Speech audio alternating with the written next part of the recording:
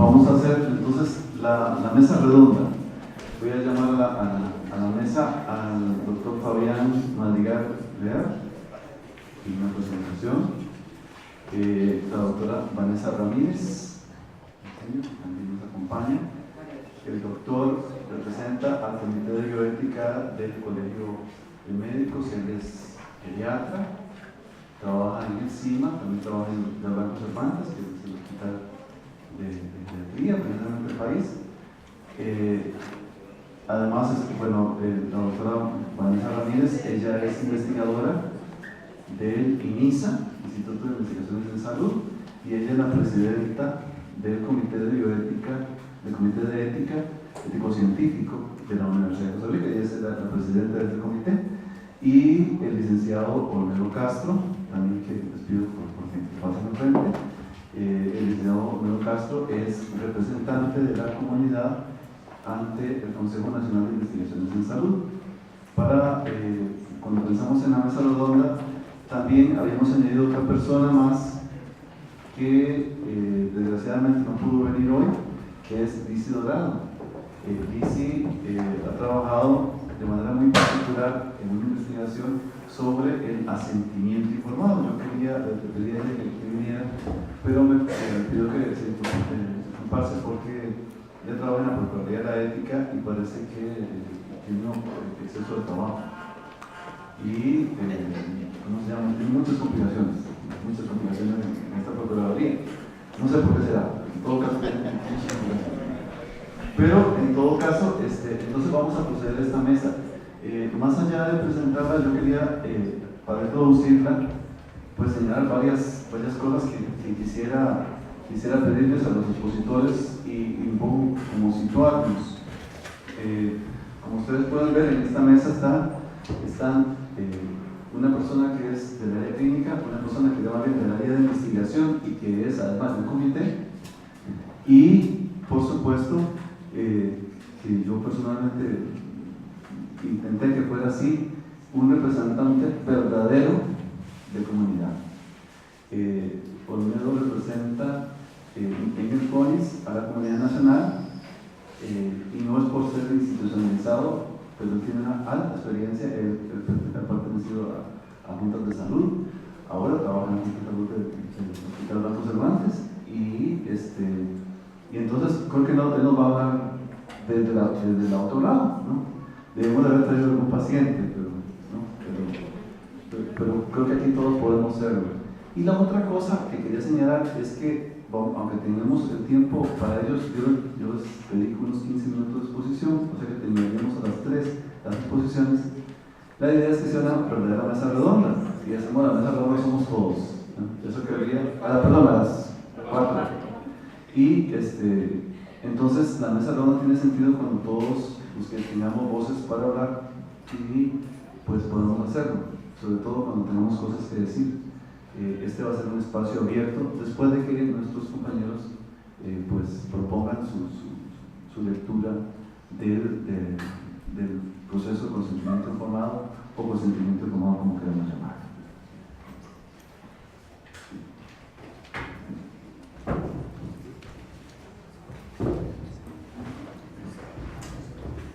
Bueno, muchas gracias por la invitación a nombre también del Comité del Colegio de Médicos, del cual formo parte, y también como geriatra, con formación en una maestría en bioética que me llevó a explorar este mundo de la bioética en la práctica clínica, que no es fácil, ¿verdad?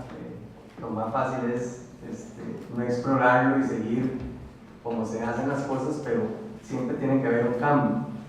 Ya se habló de cómo o con la intención de cambiar esa relación operador sanitario-paciente en el sentido de la obligatoriedad y el paternalismo, de no ir más allá de la información hacia un paciente que cada vez probablemente quiere estar más informado, y no solo ese paciente, sino en el contexto de la medicina geriátrica, que es la que yo me desenvuelvo, la familia, ¿verdad? Cada vez tenemos familias más exigentes, cada vez tenemos familias que desean saber el porqué de las cosas y por qué someter o no a su papá o su mamá cierta intervención o cierto procedimiento. Y ese es el gran choque que tenemos muchas veces en los residentes que nos llegan de medicina interna, ¿verdad? Medicina interna son 2 años, geriatría son 3 años.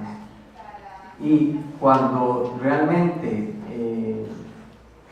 estos muchachos en formación llegan al hospital a enfrentarse, a hacer sesiones de familia, a explicarse por qué se le va a poner una sonda o el por qué hay que llevarlo a hacer un estudio invasivo o qué son las pretensiones que tiene el familiar para con el paciente o qué pensaba el paciente si se viera en estas situaciones. Son cosas que ellos realmente sienten un choque total, ¿verdad? ¿Por qué? Porque en servicios de urgencia, sobre todo de gran volumen como en los hospitales nuestros, pues esas cosas ni siquiera están tomando una prioridad en la formación de ellos. Y es ahí donde viene realmente el conflicto.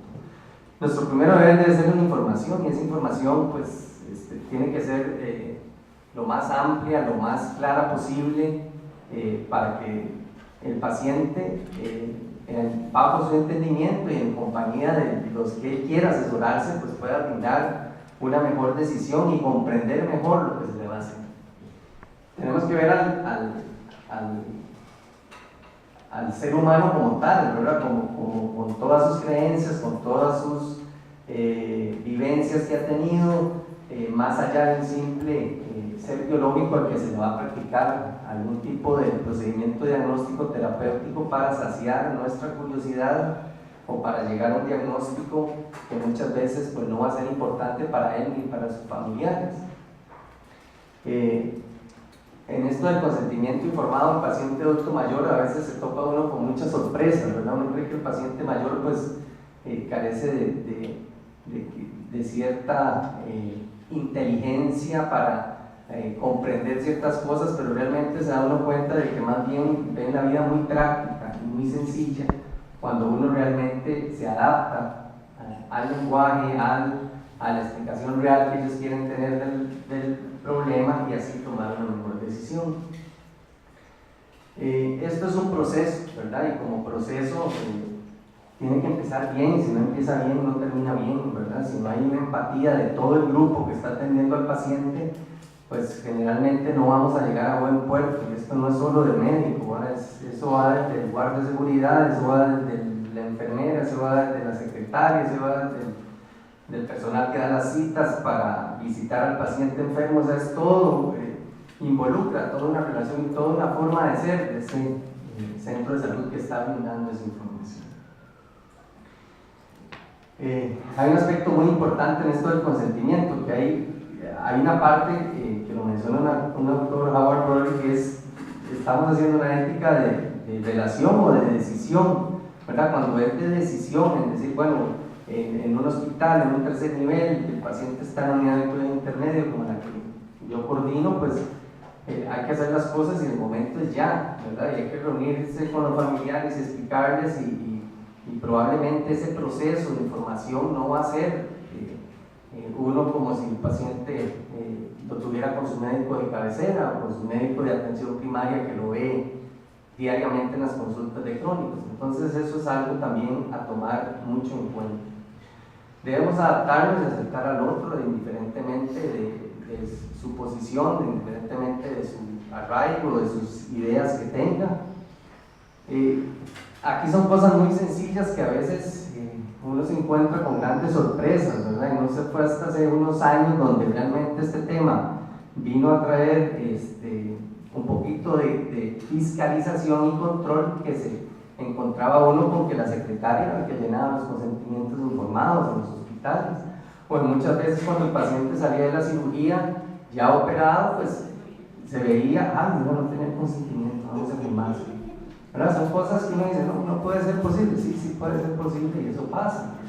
Entonces sí, se ha venido, siento yo, y que se ha hecho un gran trabajo, que falta mucho para hacer, eso es cierto, y que cada vez que pues se dan este tipo de charlas en los hospitales y sobre todo en servicios de alto volumen, pues genera cierta empatía en decir con qué tiempo, tengo 15 minutos de consulta, eso que piden es algo utópico, pero sí se pueden hacer las cosas.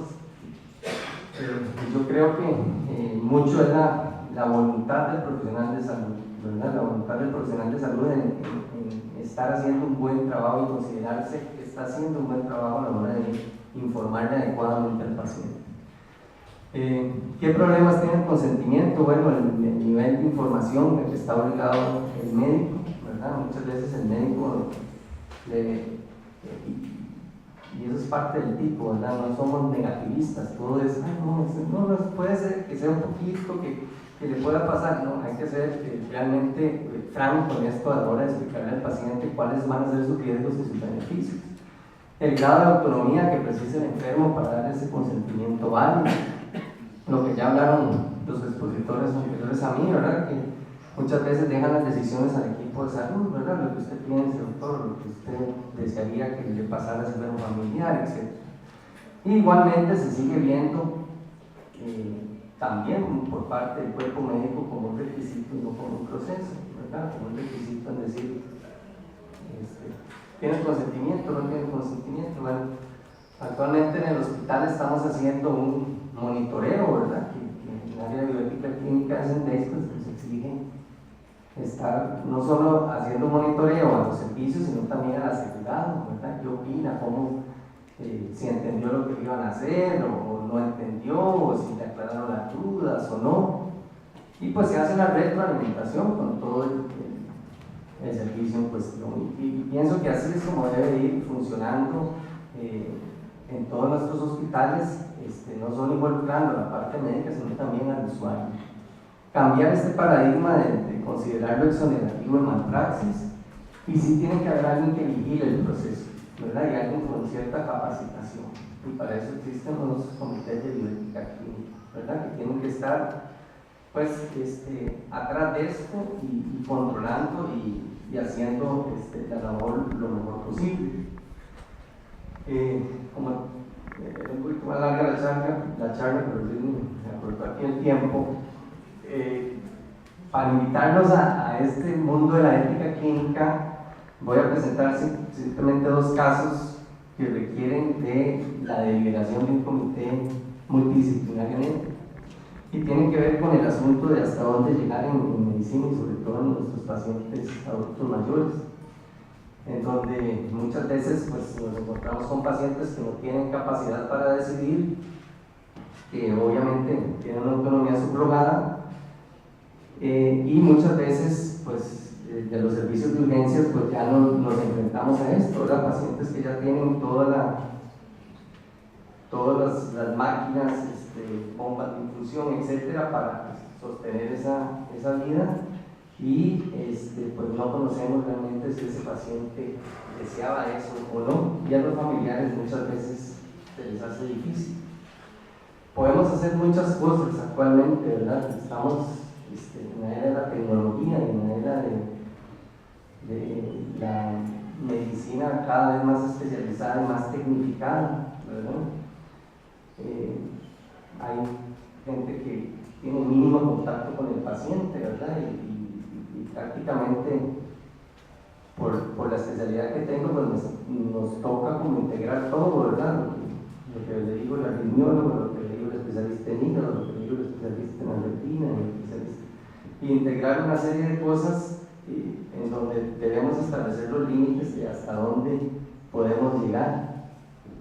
Este es un caso típico, ¿verdad? Que llega al servicio de valoración nuestro, ¿verdad? Que son pacientes ya con cierto grado de demencia, con una calidad de vida no satisfactoria, que ya es el segundo o tercer ingreso en el año que va del hospital, con conflictos familiares importantes, ¿verdad? De las personas que atienden a ese adulto mayor, y que llega con una neumonía muy severa y que pues, el paciente, si no se coloca en medidas invasivas, pues probablemente fallece. Y ahí está nuestra formación, que debe incluir la parte bioética, y eso estamos también trabajando en el colegio para brindar esa formación, ¿verdad? Donde se le pide al familiar su opinión, y los familiares pues, obviamente responden que tiene que hacerse todo lo que debe hacerse al paciente en ese caso. Entonces son pacientes que se colocan en ventilación, se colocan antibióticos de amplio espectro, vías centrales, etcétera, donde uno sabe que la calidad de vida y realmente el beneficio que estamos haciendo con esa intervención, pero no va a ser la adecuada. Tenemos que enfocarnos también en comprender el concepto de limitación del esfuerzo terapéutico, ¿verdad? Que son decisiones de suspender medidas de carácter extraordinario a pacientes sin expectativas razonables de recuperación, en los que el proceso conduce a un retraso inútil de la muerte en lugar de una prolongación de la vida. Y esto, bueno, lo digo desde la parte institucional, que no se presenta, pero lo digo también por mi experiencia en la práctica privada y muchas veces en los casos que ve uno en la unidad de cuidado intensivo en esos centros. Que es fácil y decir, bueno, sí, es muy fácil deliberar y tomar una opinión en el caso de casos complejos donde existan conflictos teóricos, pues no es nada fácil, por eso es que siempre tiene que ser por consenso, por varias disciplinas en conjunto y buscando obviamente la mejor de las opciones para el caso que se nos está aplicando, ¿verdad? Tenemos limitaciones en nuestro contexto nacional, que es una medicina muy defensiva, ¿verdad? Porque nuestra ley tampoco nos ayuda a tomar decisiones en donde nos podamos ver perjudicados, entonces es algo que también tenemos que tener en cuenta.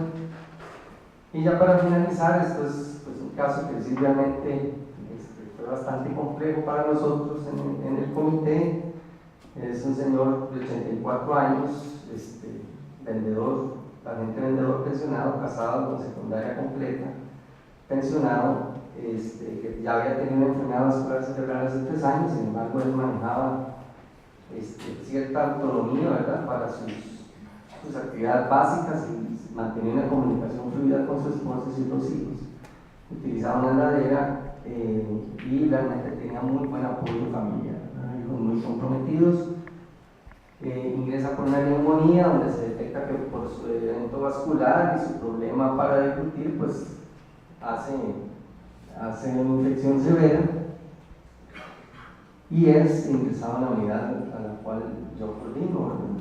Se pusieron varios antibióticos y a la hora de preguntarles a ellos, bueno, ¿qué opinaba su padre en el caso de que él estuviera así? O pues la respuesta que casi siempre obtenemos que pues nunca se había hablado del tema. Ellos pues trajeron al papá bien en cierto sentido y quisieran que se hiciera todo lo posible. Desarrolló una infección ocular producto de la bacteria que tenía a nivel pulmonar, a nivel sanguíneo, y hace una endoftalmitis, que es una infección muy severa del ojo. Los oftalmólogos recomiendan la extracción del ojo, porque es algo de urgencia. Pero sin embargo la anestesióloga pues nos pone pero decir, bueno, si yo lo llevo y le hago una anestesia local, probablemente no salga la cirugía. Entonces eran 2 opciones. ¿Qué hacemos? Lo dejamos con el ojo y con el riesgo de una meningitis que se extienda, o se somete a sala y con el riesgo del paciente que quede en operación. Los familiares se tornan en una situación en donde realmente no quedan conformes con la situación ni una u otra y acuden al comité de verificación. Entonces, como ven, son casos que requieren de cierta complejidad, requieren también de aspectos de proporcionalidad, es decir, bueno, hay múltiples formas de analizar casos en bioética, pero lo importante es que la institución ofrezca esa posibilidad para ayuda de la familia y para ayuda de el mejor ejercicio de la práctica clínica.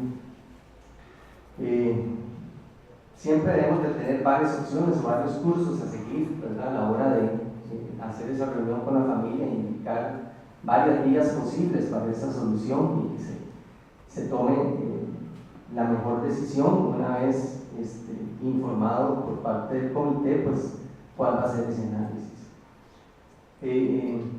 Esta diapositiva sí le he puesto varias veces del doctor Nolan, que ya murió, ¿verdad?, que es un cirujano, murió hace 2 años en cáncer de próstata, y él decía eso, ¿verdad?, que él no esperaba de ese médico especialista que entendiera cuáles eran sus deseos y cuáles eran sus intenciones al final de la vida, porque para eso probablemente no estaba formado, pero que él debería de elegir el propio camino o por lo menos exponer claramente a los familiares o a la gente que más lo conociera para que tomara la mejor decisión.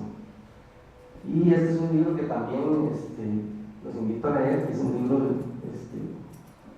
que habla de cosas que se viven al día a día, al final de la vida, tanto para los familiares como la persona mayor en sí, donde este autor, que también es cirujano, pues menciona que muchas veces nuestra realidad es proporcionar ese bienestar, pero el bienestar va a depender de las razones por las cuales esa persona quiere seguir estando viva. Y esta foto es de una adulta mayor de nuestra zona sur de Nicoya, ¿verdad? En donde pues siempre es un orgullo presentar adultos mayores funcionales, longevos y con un envejecimiento exitoso que tenemos la dicha de tener en nuestro país. Muchas gracias.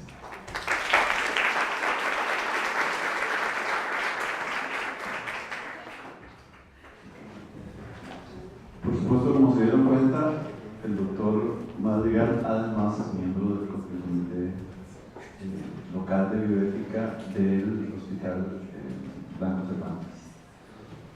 Vamos a escuchar entonces a la doctora Vanessa Ramírez, del Comité Ético-Científico de la UCR.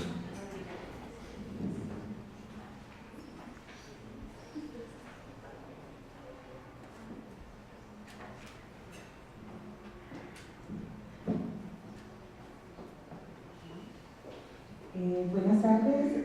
Quisiera agradecer al comité organizador por la invitación que nos hicieron para participar en esta mesa redonda sobre consentimiento informado. Nosotros, mi posición va a ser la posición del consentimiento informado desde la investigación y básicamente pues lo que se nos solicitó es que habláramos un poco de ese proceso de consentimiento informado en la Universidad de Costa Rica.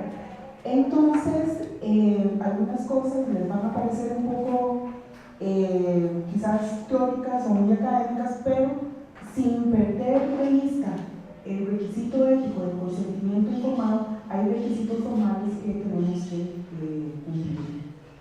En este sentido, creo que ya varios de los conferencistas o todos los conferencistas han mencionado que el consentimiento informado no es un contrato, no es un contrato legal que se hace entre el participante y el investigador, sino que realmente lo que tiene que hacer es expresar el deseo de la persona que quiere participar en una investigación, si realmente, sabiendo todos los beneficios, todos los riesgos y todos los procedimientos a los que va a ser sometido, quiere participar de esa investigación.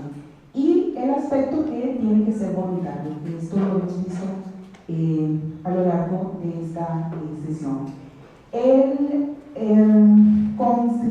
Comité Ético-Científico de la Universidad de Costa Rica tiene una característica particular, y no me voy a mencionar la particularidad en este momento con la ley 9234 que tiene que ver con la investigación biomédica en seres humanos, sino que la Universidad de Costa Rica, en el reglamento del Comité Ético-Científico, dice que todas las investigaciones con seres humanos que se hagan en la Universidad de Costa Rica tienen que someterse a el Comité Ético Científico, aquellas donde hay una intervención, que no tiene que ver, que va más allá de las investigaciones en materia de salud.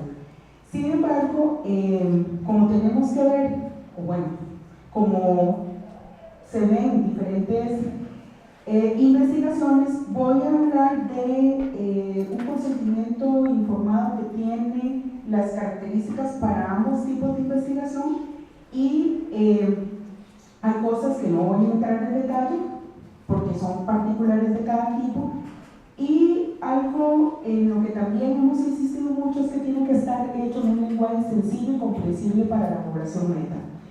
Muchas de las cosas o proyectos que nos llegan, a veces los investigadores, voy a meter aquí también a los estudiantes como investigadores, usan un lenguaje que es un lenguaje quizás entendible a nivel de un investigador o a nivel de un estudiante que está en quinto año y que va a hacer su trabajo final de graduación. Pongo un ejemplo, nos llegó hace un tiempo un proyecto de odontología en donde iban a poner a masticar un producto de acetato de polivinilo. Y entonces nosotros le decíamos a la persona, vean, el consentimiento informado que iba dirigido para padres de niños de una población de escasos recursos, usted no le puede, es más, nosotros mismos decíamos, ¿qué es lo que está preguntando esta persona? ¿Qué es lo que quiere? Al final le tuvimos que decir, bueno, cambie el lenguaje, después nos puso que era una como resina, y al final terminamos diciendo, vea, póngale el consentimiento que le va a poner a mascar un chicle. O sea, no me venga a poner un lenguaje tan complicado que ni siquiera los miembros del comité, la primera vez que llegó, entendíamos que era lo que quería poner a masticar a los pobres chiquitos, ¿verdad? Y a veces cometemos ese error de que lo vemos, lo entendemos nosotros, pero tiene que entenderlo la población meta para que pueda decidir si quiere hacer o no, o formar parte de una investigación. Otra de las cosas que es importante y es que es parte de lo que la persona tiene que saber es la información completa de lo que se dice en el protocolo tiene que estar reflejado en el consentimiento informado. Y nos hemos dado cuenta de que a veces en el consentimiento informado ponen cosas que no vienen en el protocolo o que en el protocolo ponen cosas que en el consentimiento informado no lo ponen. Entonces, en ese sentido tiene que haber una concordancia entre los dos. Hay que especificar las características y los espacios de la participación, donde vamos a llevar a cabo esa investigación. Si nosotros, hay otros mecanismos, pero nosotros sí les solicitamos que cuando hay requerimientos de imágenes o grabaciones también tienen que ponerlo en el consentimiento informado. ¿Dónde se va a construir la información? ¿Quién va a tener acceso a esa información? ¿Cómo va a ser la confidencialidad? Y bueno, aquí va para aquellas investigaciones que tengan que ver con material biológico, cómo se va a hacer la custodia de ese material. Es importante que los participantes tengan idea de la naturaleza de la investigación, cuánto va a durar la participación de el interlocutor en este proyecto, cuál es el propósito del proyecto, cuáles son los procedimientos que se van a seguir. Y vean que también es muy importante que ellos sepan cuál es el riesgo, cuáles son los inconvenientes o los efectos o limitaciones que puedan sufrir durante la participación de su investigación, así como los beneficios. Y otra cosa que es muy importante es el derecho que tienen todos los participantes a retirarse de la investigación en cualquier momento. Que a veces, al considerar, hay algunas personas que consideran el consentimiento informado como un contrato, precisamente, y entonces es como, ¿verdad? La persona, por ejemplo, hay cosas como, ustedes se comprometen a hacer esta encuesta y tienen que contestar con la verdad. O sea, eso es un poco conflictivo y realmente la persona contesta como quiere y si quiere retirarse puede hacerlo en el momento que quiera. Yo creo que parte de lo que hacemos en el comité a la hora de revisar los consentimientos informados es una educación también a los investigadores y a los estudiantes de toda esta parte ética y no solamente de verlo como un contrato entre o algo que va a venir a proteger al investigador. Otra de las cosas que, si bien es cierto, el consentimiento informado es un requisito ético, tiene que quedar de alguna manera un registro documentado de ese consentimiento. Una cosa importante es que cualquier información o modificación de ese consentimiento tiene que estar aprobado y sellado previo a la presentación de los participantes. A veces hay consultas, bueno, era muy frecuente antes, sobre todo con los cursos de docencia, ¿verdad? Como nosotros tenemos en la página web los consentimientos, bueno, había una práctica de agarrar el consentimiento y de utilizarlo, pero eso, utilizarlo sin los sellos y sin la aprobación del comité no tiene ninguna validez, ¿verdad? En ese sentido. Vuelvo a insistir acá de que el consentimiento es voluntario, que la persona tiene que tener todos los elementos para poder decidir si quiere participar o no en una investigación, y que en el caso de las niñas y los niños menores de 12 años o en el caso de las personas discapacitadas, tienen que obtenerse el consentimiento informado por medio de los padres o de los representantes legales o para que haga constar su autorización por escrito. Hay, hay algunas ocasiones que después de la revisión del protocolo, el Comité Técnico-Científico puede decidir que no es necesario que haya un consentimiento informado, o bien que el consentimiento informado no se haga de manera oral, sino que se haga de manera escrita, sino que se haga de manera oral. Y lo otro que es importante es que para la población de mayores de 12 años y menores de 18 se requiere el uso del asentimiento informado con un lenguaje comprensible donde los muchachos puedan expresar su voluntad de participar. Es una, lástima que Lizzy no estuviera acá porque ella nos hubiera complementado la parte del asentimiento informado y de la parte de los menores de 18 años. Muchísimas gracias.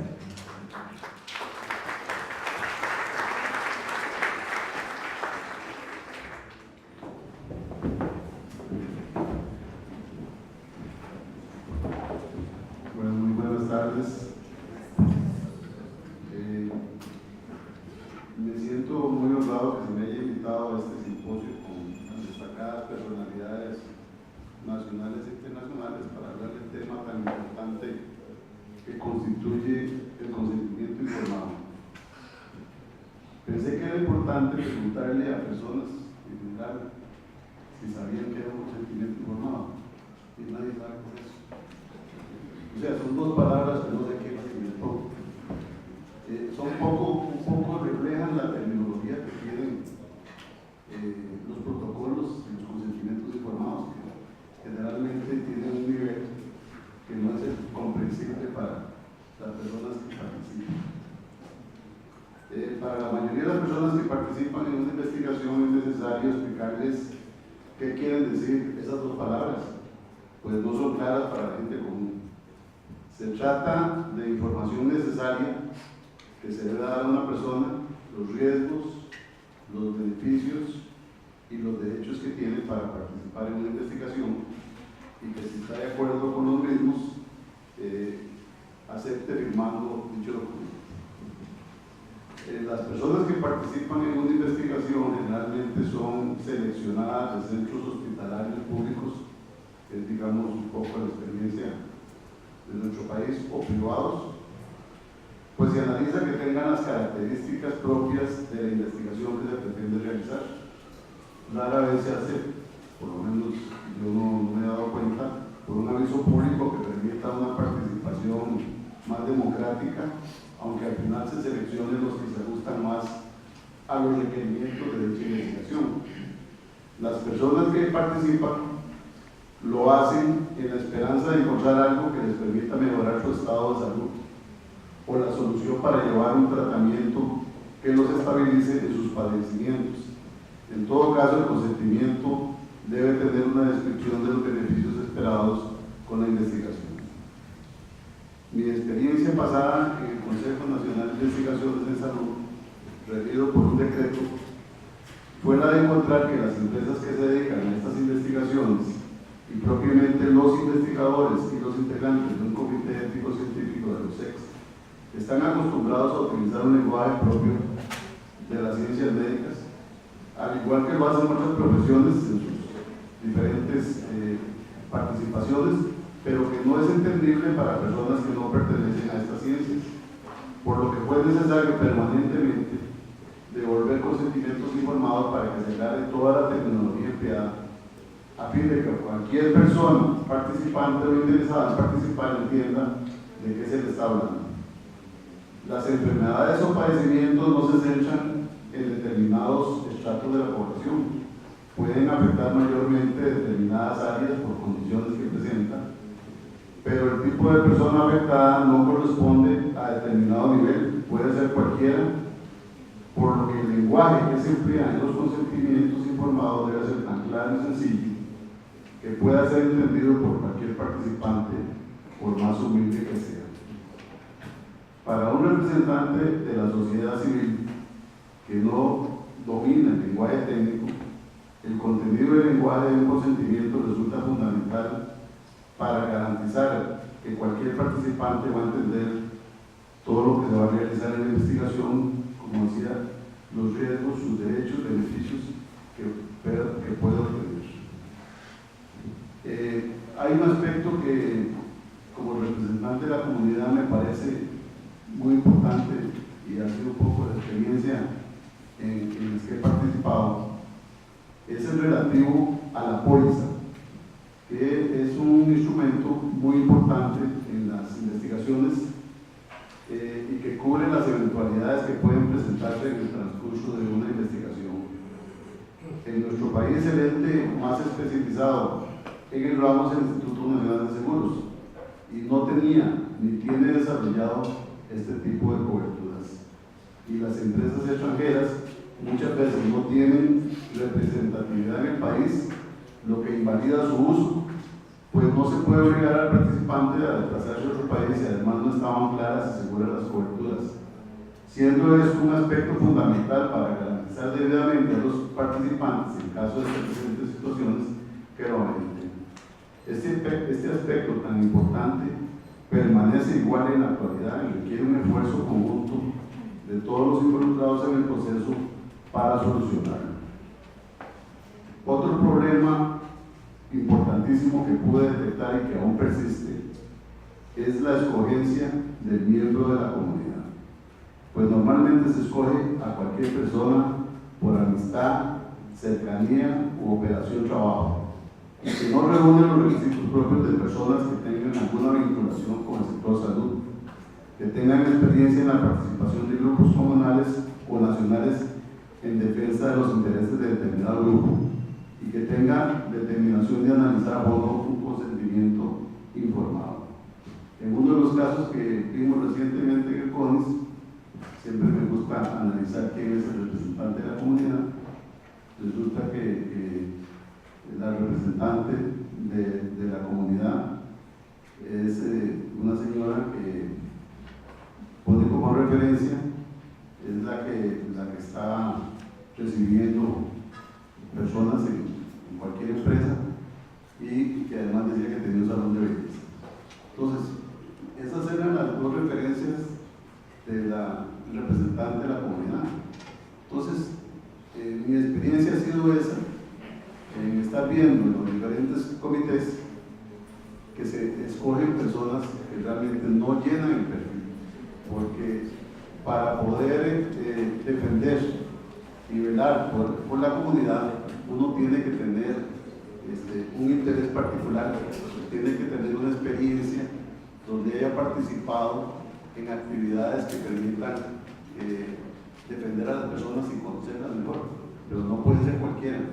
Y en este caso que les digo, como ya era anterior a la ley, pues lo hagamos pasar, pero sí vamos a ser muy estrictos y yo personalmente voy a ser muy estricto en eso, porque no se puede permitir que personas llenen un puesto para la cual no tienen ninguna capacidad. Debe buscarse personas adecuadas que realicen todo su esfuerzo para defender la participación de cualquier persona en una investigación. Posiblemente no sea tan fácil conseguir candidatos, pero es una tarea fundamental para garantizar que haya alguien que verdaderamente se preocupe y luche para que las condiciones de una investigación permitan respaldar a los participantes ante cualquier eventualidad que se presente. Las personas escogidas deben responder normalmente a gente con espíritu de servicio y que además haya tenido experiencias en defensa de los intereses de otras personas y preferiblemente que tengan experiencia en el campo de la salud. Con el decreto anterior, en el caso del CONIS, se buscaba personas integrantes de la Junta de Salud y así fue como me incorporé a este quehacer. Existen aproximadamente 1000 personas que integramos las juntas de salud en el país, son 132 juntas, y que tienen un perfil adecuado para representar a la sociedad civil. En el caso mío, soy presidente de la Junta de Salud de Blanco Cervantes desde hace 15 años, y de los 7 miembros que vemos en esa Junta, 4 estamos trabajando en este campo. Entonces, sí existen personas adecuadas, lo que hay que hacer es buscarlas. Actualmente, el quehacer del Consejo Nacional de Investigaciones de Salud está amparado en una ley y un reglamento que mejora la estructura del anterior decreto de ley, pero hasta el momento, por el escaso tiempo de vigencia, sobre todo el reglamento, no se ha podido echar a andar como se debe la organización y el control de las investigaciones. Y por lo poco que se ha podido realizar, encuentro que los problemas detectados en el pasado persisten y que la tarea debe emprenderse para mejorar su funcionamiento, para recuperar el avance que se tenía antes del 2010 y subsanar hasta donde sea posible las fallas detectadas.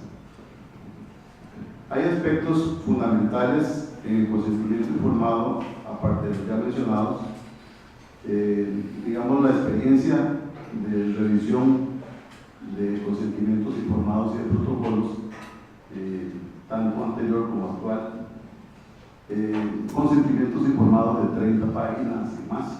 Y yo creo que, como decía el doctor Cotto, en página y media se puede realmente sintetizar lo principal que tiene que tener un consentimiento informado.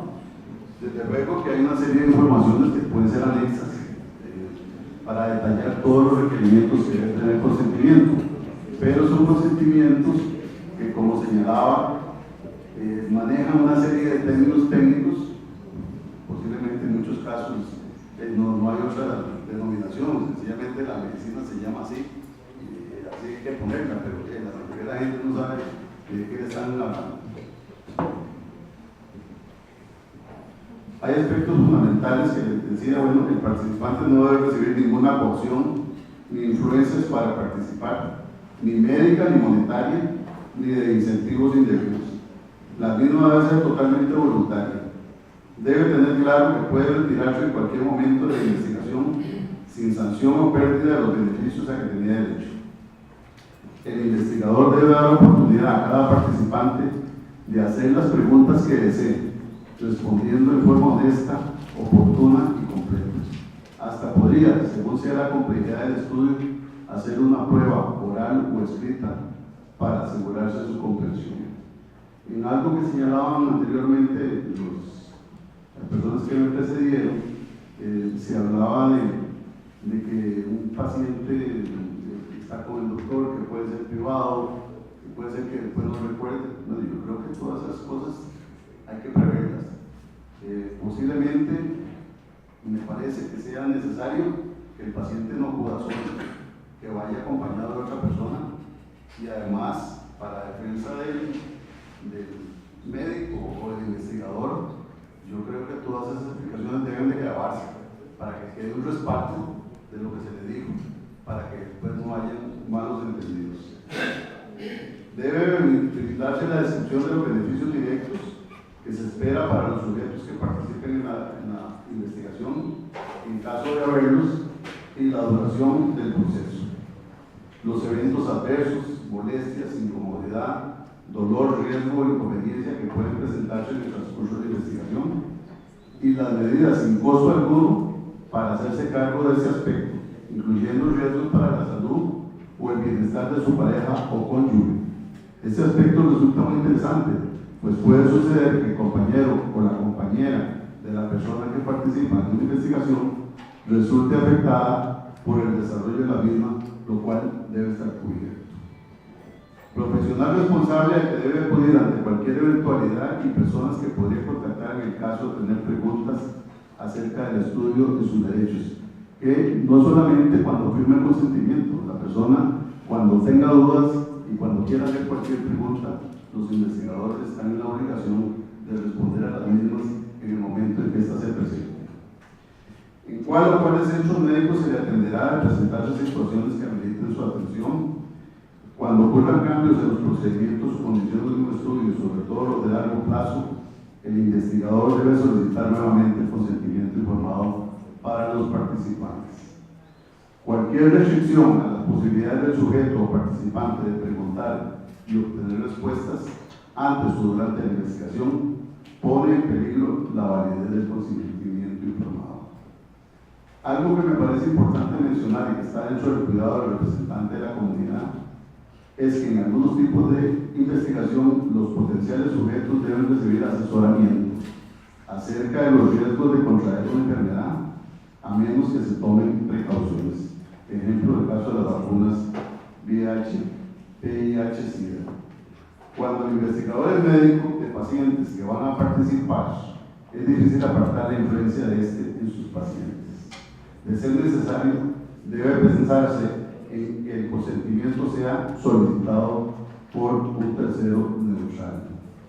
Lo anterior en mi criterio refleja lo más importante que debe tener el presidente, el representante de la sociedad civil, para ejercer su labor, y como se ve, su cumplimiento requiere constancia, dedicación y estudio. Existen desde luego otra serie de aspectos importantes que debe contener el consentimiento informado para garantía de los participantes, como la privacidad de los sujetos, la confidencialidad, el uso de muestras, la compensación económica por alimentos y transportes, información del resultado de la investigación, publicaciones, envío de muestras al exterior cuando sea necesario, accesibilidad a la información, normas sobre el uso de los resultados, destrucción no de muestras biológicas, entre las más importantes. Como representante de la comunidad, estoy convencido de la bondad de las investigaciones médicas, el beneficio para pacientes de todo el mundo y el beneficio para nuestro país, en tanto se logre regular adecuadamente esta actividad. Hemos tenido 5 años de atraso que esperamos recuperar con la organización adecuada por parte del CONIS, el apoyo del Ministerio de Salud, de las organizaciones públicas y privadas que se dedican a la investigación biomédica, y con el concurso de las organizaciones internacionales que existen en este campo, con algunas de las cuales ya hemos estado trabajando. Muchas gracias.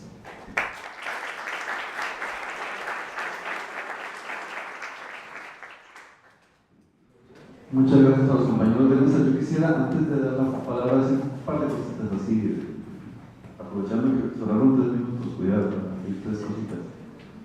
Una es que, curiosamente, no hemos hablado mucho del lenguaje,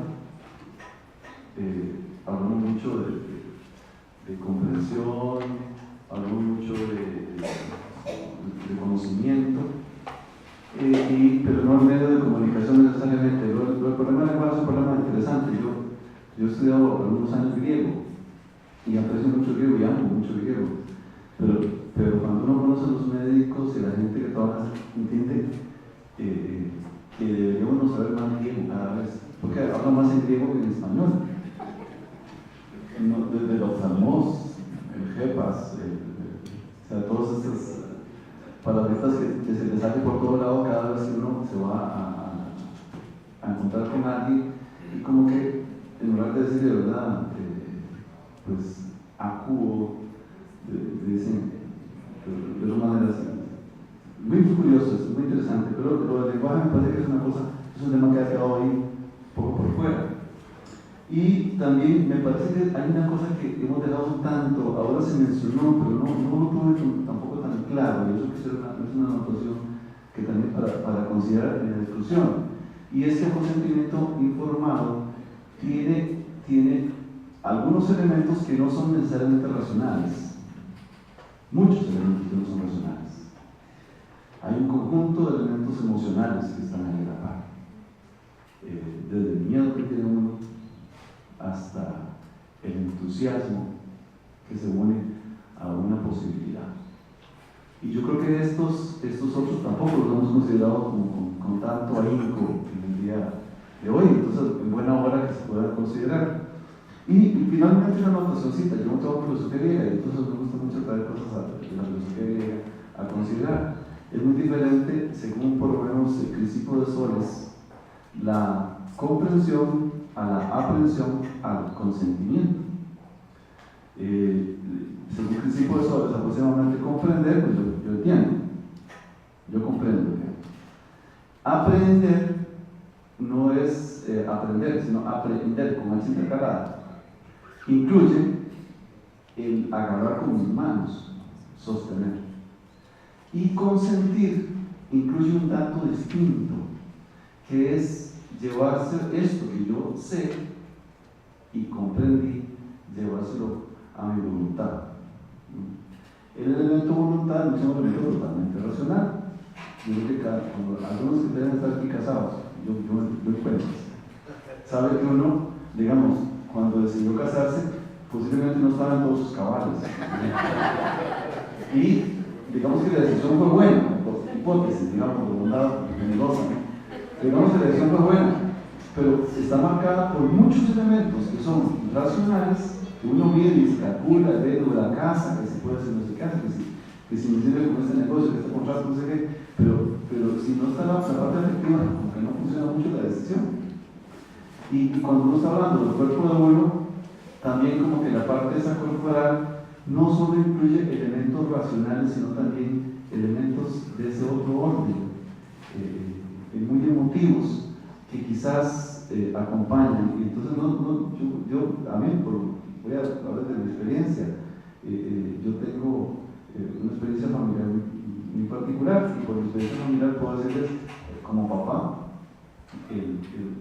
la tremenda cuestión esta de decidir frente a una esperanza. Yo tengo una hija que tiene un padecimiento que genera muchas promesas y que genera promesas incluso en el sector de la investigación clínica. Y de verdad, como digo como papá, yo decido muchas veces cosas con mi hija y por mi hija yo la empujo para que se haga ciertas cosas. Pero la parte emotiva para nosotros es esencial, ¿no? Y yo sí sé y he vivido esa situación de que me dicen, vea, existe esa posibilidad, y sé lo que es, cuando me dijeron que existe esa posibilidad, lo mejor es esto, y se retiró la médica que nos dijo esa posibilidad, y mi hija y yo nos volvemos a ver y empezamos a llorar.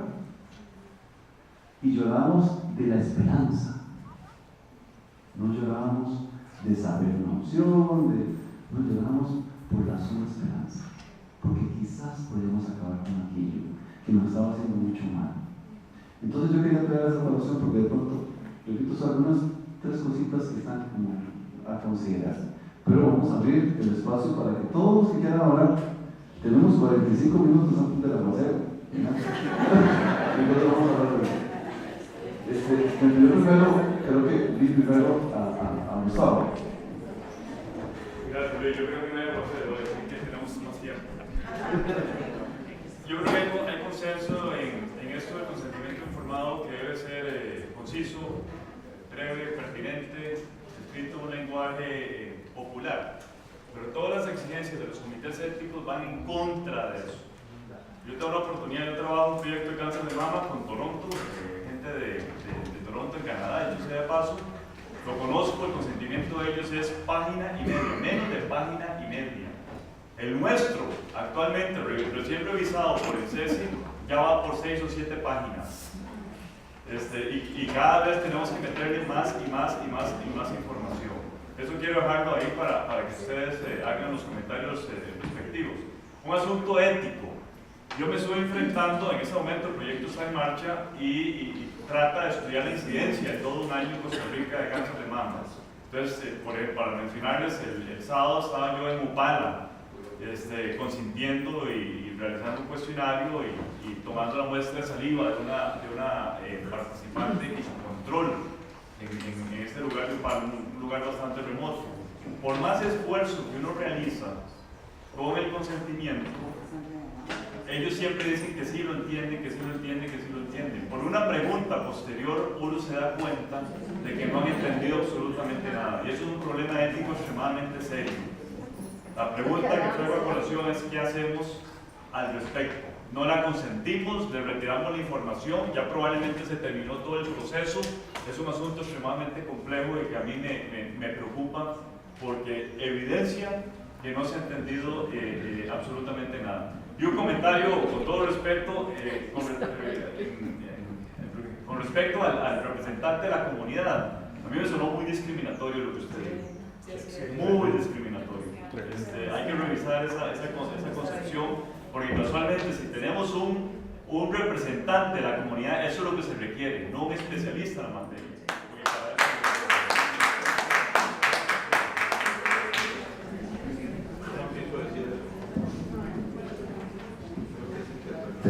Bueno, es una interpretación. Realmente, una persona que es recepcionista, que tuvo un salón de belleza, es que la experiencia ha sido que realmente, ¿cómo van a defender los intereses si nunca han tenido ninguna actividad donde hayan defendido intereses de cualquier tipo? Entonces, de acuerdo con lo que usted dice, cualquiera puede ser representante de la comunidad. Ese es el sentido, precisamente. Sí, ahí lo malo está para los participantes, ¿no? No, al revés. La comprensión para el participante es diferente si lo ha analizado una persona que no tiene los conocimientos y que no tiene el quehacer, el diario quehacer y la formación. Y para eso existen otros requisitos, que es, por ejemplo, el curso de buenas prácticas clínicas y toda la capacitación que se le tiene que dar a los integrantes de un comité ético científico. Porque usted no me va a decir que usted, cuando inició su gestión en la Junta de Salud, era un experto en salud. También en algún momento usted se interesó por el tema e inició su trabajo. Y lo que usted tiene, y lo que en su presentación precisamente, lo que se hizo ver también fue su experiencia, y la experiencia se adquiere, la experiencia no se trae desde un inicio. Perdón, voy a dar la palabra, solo una pequeña referencia sobre esto, y tal vez para llegar a los que no están enterados. Por supuesto. Los que no están enterados no están informados y hay que informarles. Mira qué pleito se ha generado. James, Miguel, los que no están enterados, y creo que por eso algunos aplausos y demás contra el reglamento de la ley 9284, creo que esa es la razón. El reglamento puso complicadísimo elegir un representante de la comunidad. Y creo que ese es el meollo, ¿verdad? Es una discusión. Nada más, por cierto, solo para decir, no quiero acaparar se ha puesto difícil. Yo tengo que decir respecto de Olmedo, que es nuestro representante de la comunidad de Colis, que es una persona que realmente es un entusiasta de la representación. Y quizás esa es la razón, pero de todos modos hay muchas maneras de decir esto. Pero voy a dar la palabra, perdón, en el orden más o menos que vi. Vi primero a Jimmy y después a Dennis. Lo mío son 3 comentarios. El primero tiene que ver con lo que precisamente don Pedro mencionaba. Yo comparto su posición. 2 años fui miembro de un comité ético científico de uno de los hospitales nacionales de acá, muchos años atrás. Y la señora de la comunidad, primero, llegó pocas veces, y las pocas veces que llegó nunca dijo nada. Nunca dijo nada. Más de una vez tuve que llevarme para la casa los mamotretos de los protocolos que mandaban las empresas farmacéuticas, y yo intentaba leer algo. Por supuesto, está escrito en un lenguaje que yo no puedo entender porque no es mi área. Y yo me preguntaba muchas veces por esa señora qué entendía. Por supuesto que nunca dijo nada. Actualmente la discusión sobre quiénes conforman los comités de bioética o de ética clínica es un asunto que está dándose en diferentes latitudes. El asunto del experto y el ego. Mi posición es que el miembro de la comunidad sí tiene que tener cierto conocimiento. No estoy diciendo cuál ni cómo ni nada por el estilo, pero que sea tan ajeno al asunto que ni siquiera entienda de qué se trata un consentimiento informado o una serie de discusiones a los interior del comité, creo que puede ser hasta contraproducente. Recuerden que el saber es poder, y el que entiende más logra más cosas que el que no entiende. Entonces, en ese sentido, pensar que el miembro de la comunidad puede ser exactamente cualquiera me parece hasta un exceso de democracia, ¿ya? Por un lado. 2, la discusión se ha ido fundamentalmente hacia la investigación. Sin embargo, en este momento hay que tomar en cuenta muchas cosas. Por acá anda un médico que creo que ya no está, que no me dejaría mentir. Por ejemplo, trasplante y donación de órganos, que tenemos un asunto serio. Resulta que el donador altruista tiene que mostrar que tiene un vínculo emocional fuerte y objetivo, que pasa en la ley 9222. Ahora los comités tienen que sentarse a discutir cómo verificar que efectivamente el donador tiene un vínculo emocionalmente fuerte.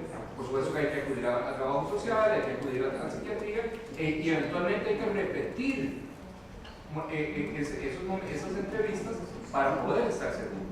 Ajá. ¿Y qué pasa cuando el vínculo emocional fuerte se funda en que él es un hermano de mi iglesia? Y en el nombre de Cristo yo le voy a dar mi riñón. O sea, ¿cómo vamos a medir esa vinculación emocional? Eso es un asunto que quiero que tengamos presente, sobre todo porque cuando, y paso al tercer aspecto que quería comentar, sobre todo cuando vamos a hablar de la racionalidad del consentimiento informado. Luis, quería nada más un recordatorio mencionando a Peter Singer. Recordar que para Peter Singer la ética consiste en dar buenas razones. No se habla de qué tipo de razones. Un creyente puede apelar a una serie de razones que cree que son suficientes para decir sí o no. Testigos de Jehová es un ejemplo, pero pueden ser otros. Y por lo tanto, esa distinción que hacía sobre el consentimiento informado, lo racional y lo no racional, cuidado más bien nos hace más bien bulla. La cosa es dar buenas razones para tomar una decisión. Y en ese punto, el abanico se abre muchísimo y pueden entrar muy buenas razones. Recuerden que lo que mencionaba, creo que era el doctor, no me acuerdo, no mentiras, era el doctor Madrigal.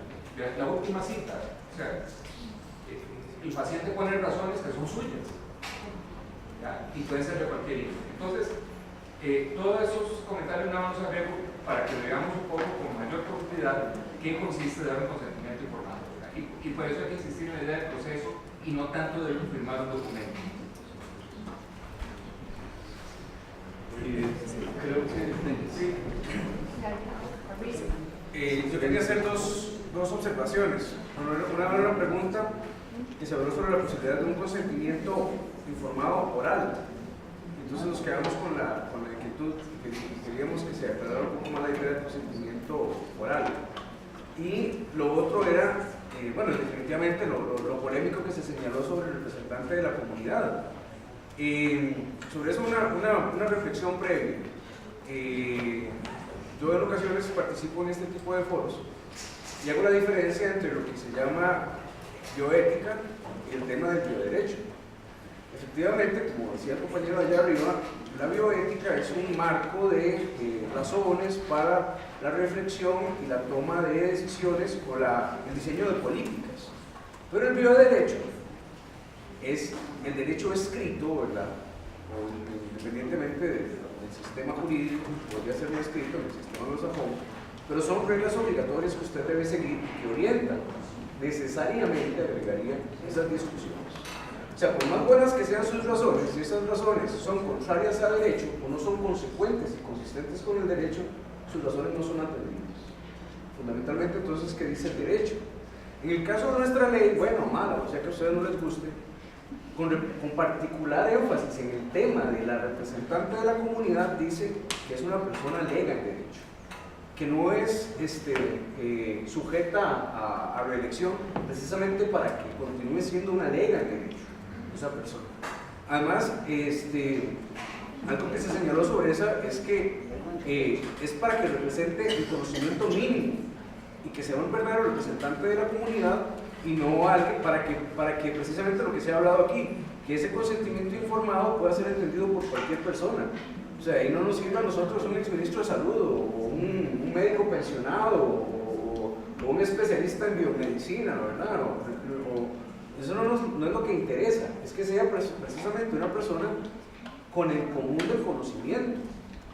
Si se habla tanto de que el consentimiento informado tiene que ser escrito en términos en que cualquier persona pueda entenderlo, que sea un niño de 6 años, entonces ¿cuál es el problema en que la estilista participe? Yo personalmente como abogado, yo voy a la sala constitucional a defender nombramiento de la estilista esta, o de la Corte Interamericana de Derechos. Y puede, como colega, participar, y hay razones muy atendibles.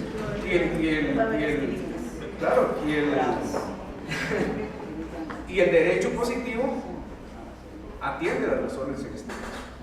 Esa era lo que quería decir. Sí. Muy breve, yo soy presidente del Comité de Ética y quiero recordar, realmente no estoy seguro si ahora en un montón de leyes y reglamentos está, pero recordemos que la persona más importante del comité es el representante de la comunidad. No se puede sesionar si esa persona no está. Y quería contar una anécdota de un protocolo que nosotros revisamos que fue parte del desarrollo de una vacuna, donde el representante de la comunidad devolvió tantas veces el consentimiento porque no lo entendía, que al final el consentimiento terminó con dibujos y fotografías y se le agregaron un montón de explicaciones que hacían el consentimiento realmente comprensible, porque muchas de las participantes que llevaban a sus hijos eran personas que no tenían ni sexto grado de escuela. Y una vez que se incluyeron todas esas cosas, las personas comprendieron mucho mejor, y de los investigadores nos dijeron que realmente las personas era más fácil que realmente entendieran y hicieran preguntas relevantes. Entonces, si hubiera sido sin el representante de la comunidad que no entendía realmente nada, se hubiera quedado un consentimiento que todo el mundo aprueba y que a lo mejor no estaba cumpliendo lo que hemos venido hablando desde hace 3 horas, que es que realmente sea un proceso de comprensión entre los investigadores y los participantes. Entonces, realmente es la función más importante del miembro del comité, del representante de la comunidad. No se puede sesionar sin esa persona, puede faltar cualquiera menos esa persona. Entonces yo creo que hay que tal vez retomar ese punto importante de que lo único que nosotros queremos hacer es que las personas entren ejerciendo lo más que puedan su autonomía. Y si eso requiere un consentimiento lleno de dibujos y caricaturas, enhorabuena. Nada más. Yo quería hacer una observación con respecto al miembro de la comunidad, pero lo ha hecho la intervención del licenciado Dani, que la dejó más facilita todavía. La tomo de donde él la dejó. Ok, digamos que el representante de la comunidad es lego en derecho. Eso es el perfil, ¿verdad? En derecho no, lego en todo. Lego en el asunto de la investigación bioética. ¿Qué pasa entonces cuando ese representante de la comunidad, después de 5 años, tiene conocimiento? ¿Debe renunciar o se le debe pedir la renuncia? Por eso no debe haber reelección. No hay elección. ¿Pero qué? Todos los demás son Entonces ya no aplica, ¿sí tiene que ir? Sí, eso es legal. Tendría que ir sellado.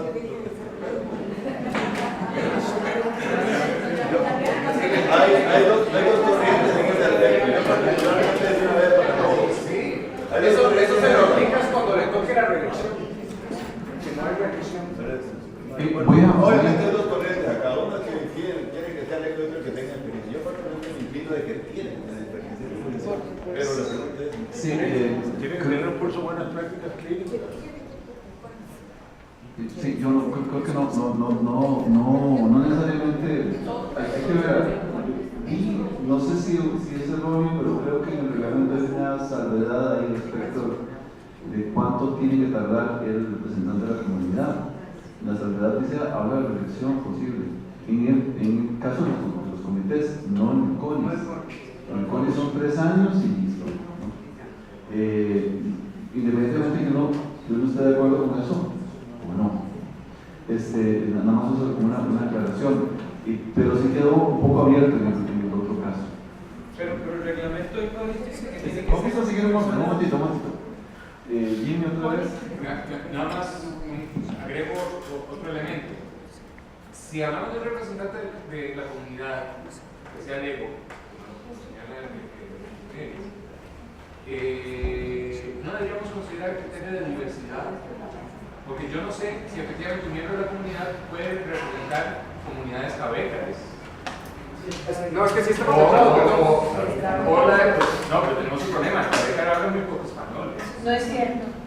No, sí es cierto, porque yo he estado ahí y es conocido cabecas que no hablan casi español y tienen una dificultad seria para poder darse a entender en español sobre sus padecimientos. ¿A dónde voy eso? ¿A dónde voy a ir? Al punto que quiero llegar a esa paciente. Si busca la figura En ese caso se produce cabeza. de la persona de la comunidad es una figura muy fuerte. Pero entonces habría que dejar muy en claro en qué consiste la fortaleza de esa figura. Porque para ciertos efectos debe representar a minorías muy vulnerables, ¿verdad? Y eso no podemos perderlo de vista. Y yo quisiera saber si los miembros de la comunidad, que son miembros que están en comités de bioética clínica o de bioética de investigación, tienen eso claro. Es que eso está considerado, me permite. No, que lo tengan pragmáticamente claro, no jurídicamente, pragmáticamente claro. La preocupación suya es que si le vas a hacer una investigación en una comunidad gabeca o cualquier otra indígena, que debe haber un representante de esa comunidad. No necesariamente que el representante de la comunidad sepa cuáles son las vulnerabilidades de esa minoría étnica. Eso evidentemente es muy difícil. Yo creo que difícilmente, con todo respeto, los que estamos aquí podríamos saberlo, ¿verdad? Salvo que la señora antropóloga haya estudiado esa comunidad, pero lo que sí está, la que exige la ley por lo menos, es que cuando usted va a hacer la investigación de esos cabecas o de aquellos, exista un representante de esa comunidad que analice el protocolo y que incluso se excepcione en esa comunidad como un representante de ellos y traducirlo y todo. Eso sí existe. Voy a seguir un orden, perdón, es que están así como todo el mundo levantando la mano y hablando como tenemos una portada, no más información, una portada. Vamos a regularnos un poquito. Yo vi primero a vos, te vi, ¿no? Ajá. En este orden, así, ustedes. Nada más una anotación extra. También para los que no necesariamente estamos enterados, la normativa nacional, la 9284, obliga a que creo que obliga a que los documentos de consentimiento famosos enormes. Eso era. Y la verdad es que meta todo lo que pueda, porque supuestamente es mejor. Esa es un poco la norma. Y por supuesto, esto va como en contrapelo con muchas cosas que tienen que ver con decisión. Pero vamos a escuchar algo. No, que a mí me parece que el reglamento va muy encaminado a que ese miembro de la comunidad sea un representante de las ONGs, de pacientes. Creo que esa cuestión, ¿verdad?, surgió, dado que la ley de investigación surgió paralelamente a la ley de trasplantes, donde sí está claro la participación dentro de una Secretaría Ejecutiva Técnica de un representante, ¿verdad?, en la Comisión Nacional de Trasplantes y Donación. Entonces, yo no tengo tan clara cuál es la participación de las organizaciones dentro del CONIS para que se imponga, ¿verdad?, ese mismo modelo a la elección del participante. O sea, si ya de todos es latente, digamos que eso es una molestia porque realmente no se está representando a la comunidad, o sea, que tenemos en mente. Pienso yo, somos la medida nosotros mismos para saber si realmente estamos cumpliendo, ¿verdad? Y quizás a veces nos denunciamos a nosotros mismos cuando nos creemos diferentes de otras personas, pensando que esas personas no van a comprender o que son tontas partiendo desde esa base. Y muchas veces eso más bien, o sea, en lugar de mejorar, o sea, más bien entorpece. Creo que hay una sombra enorme en la caverna de la cabeza en cuanto a lo que es bioética y lo que es bioderecho, porque suelen confundirse. Hay gente que habla muchas veces desde el ámbito probatorio, o sea, que yo salga indemne de esta situación en la cual me voy a meter, y no piensan necesariamente que no hay diferencia entre la persona que tienen al frente, que puede ser la mamá, el papá o inclusive uno, ¿verdad? Y que en esa misma medida puede volver a esa persona.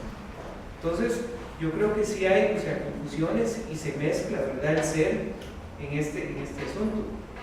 Otra de las cosas que yo quería es que el paciente no está solo, está inmerso en un sistema social donde, como vos decías, juega no solo el asunto, ¿verdad?, de las emociones, sino también del consentimiento social. O sea, porque, por ejemplo, muchas veces yo conocía a gente, ¿verdad?, que, por ejemplo, testigos de Jehová, que decían, bueno, si a mí me ponen sangre y la gente lo sabe, me van a excluir a mí de la comunidad. Entonces entraban terceros con cierta jerarquía que podían opinar. Entonces, no veamos a la gente, ¿verdad?, como isla, sino como parte, digamos, de un consenso social que debe ser tomado en cuenta.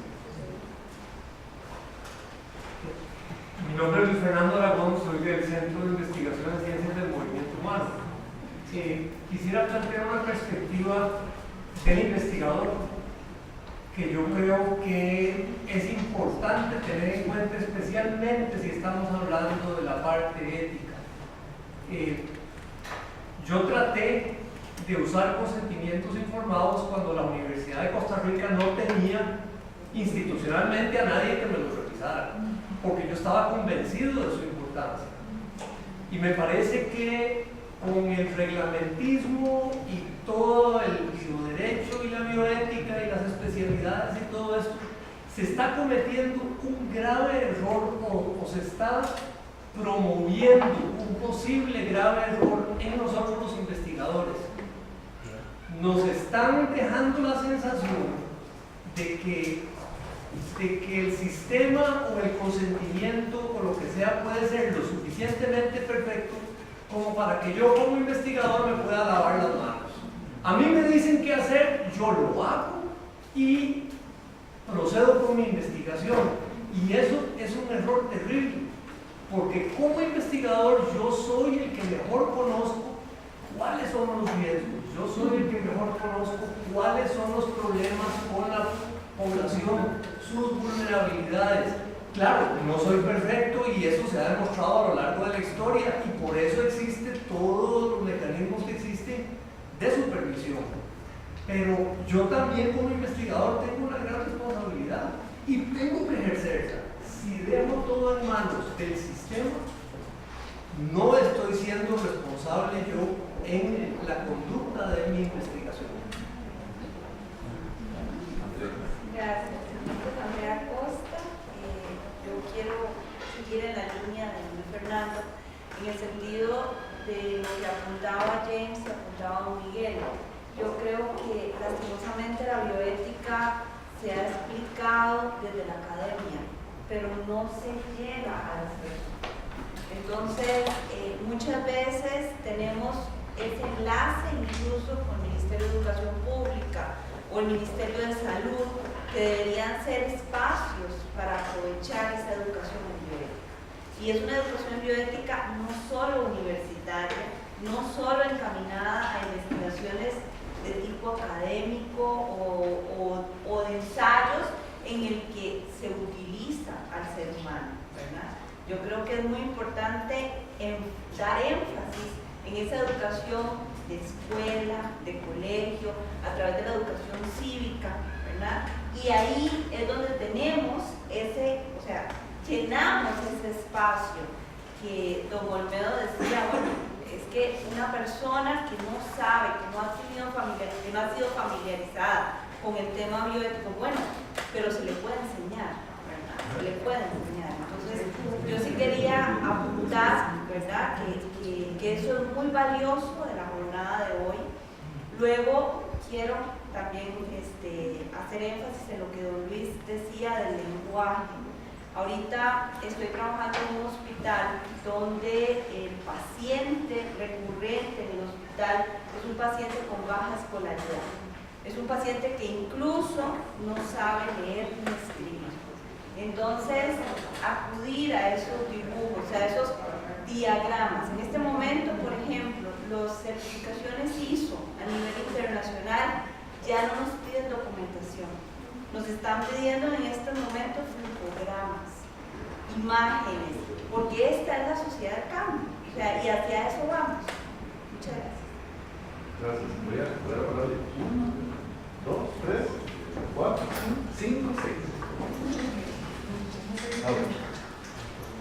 Básicamente hay un autor hablando desde la academia, no nos gusta, a veces tenemos que referirnos a ella.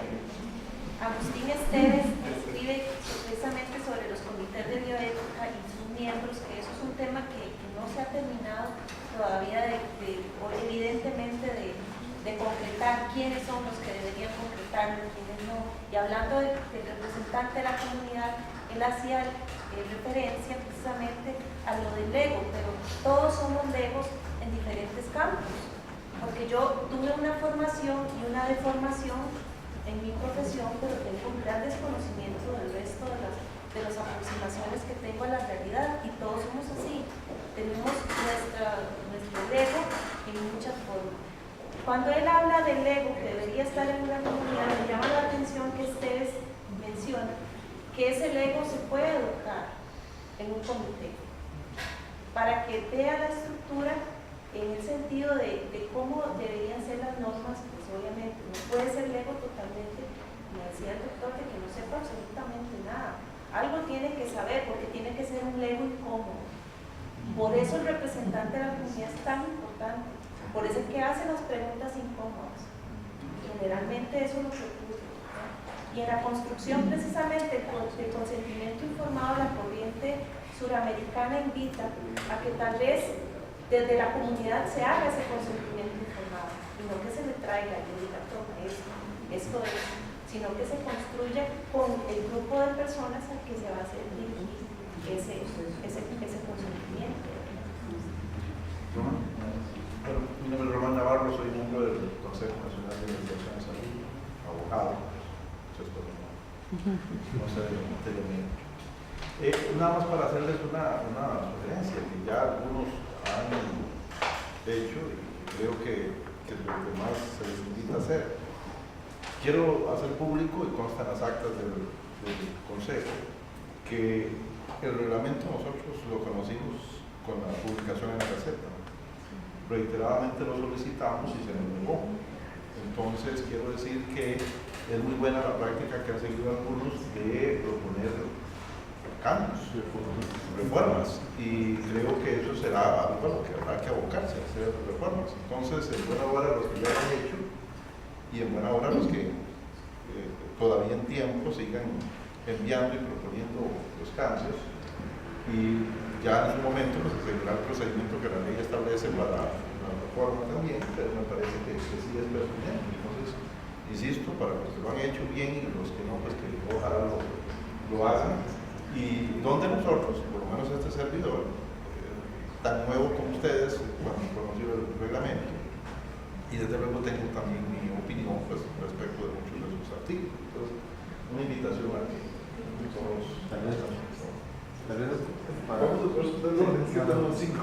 Sí, yo segundo en lo que estás proponiendo, porque era mi intervención, me preocupé en este momento que desde el códice nos diga también de que nos guste o no nos guste es la ley, y entonces y si la ley y el reglamento se hizo y tiene dificultades y no estamos de acuerdo, tengo que aceptarla. O sea, ¿cuál es esa posición? La ley tiene que ser correcta, debe ser entendible, tiene que solventarnos todas las necesidades, o por lo menos aclarársenos qué es lo que no estamos entendiendo de la ley o el reglamento, y porque no podemos amparar una ley que creemos que está equivocada o un reglamento que no esté resolviendo las cosas. Entonces me parece que es correcto eso.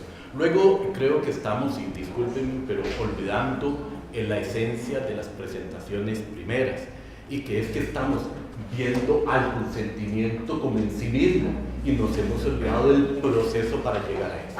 Y quiero decir que estamos pensando en el investigador y no estamos pensando en el estudiante que formamos para que cuando sea investigador entienda desde que estaba estudiando la importancia de hablar en un lenguaje que fuera entendible por los demás. No es cuando se hace un investigador cuando aprende esas cosas, ahí las tiene que aprender a la fuerza, pero tenemos que garantizar que en nuestra formación a los estudiantes no es porque tenga que hacer investigación. Entonces, cuando me veo en un aprieto, entonces me salgo, como decía el compañero, porque ya mi consentimiento fue aprobado y ya me salvé. Esa es una parte y posiblemente la menos parte. Aquí estamos hablando de un asunto mucho más complejo, y me agrada escuchar que haya personas que antes de que se pidiera el consentimiento ya estaban pensando en eso y lo estaban aplicando. Esa es la labor del investigador, de poder, de antes de que me pidan, poder dar cuenta de la investigación. Y posiblemente en medicina, en todas las áreas de medicina, no estamos formando en ese sentido.